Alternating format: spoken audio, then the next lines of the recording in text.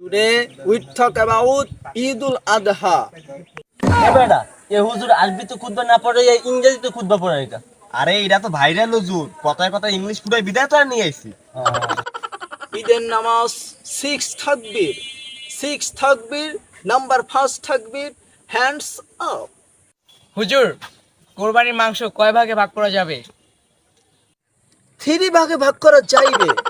Number first ভাগ ফকির মিসকিন, number 2 ভাগ আত্মীয় স্বজন, নাম্বার 3 ভাগ নিজেরা খাবেন। হুজুর আমরা একটা কথা আছিল, ওই 3 ভাগ করার পর কি একলা খাওয়ার কোনো ব্যবস্থা আছে, বা ফ্রিজের ভিতরে রাখে কি গোশত খাওয়া যাবে? নো নো নো, আপনি যদি গরুর গোশত ফ্রিজে থুয়ে একা একা খেতে চান, আর কাউকে দেন বা না দেন, হুজুরদেরকে প্রথমেই দিতে হবে। হুজুরে না কইলে যে গোস্ত 3 ভাগ করতে হবে, হে হুজুরে দেওয়ার কথা কইলে কে? ঠিক ঠিক ঠিক ঠিক ঠিক ঠিক তো। ঠিক ঠিক।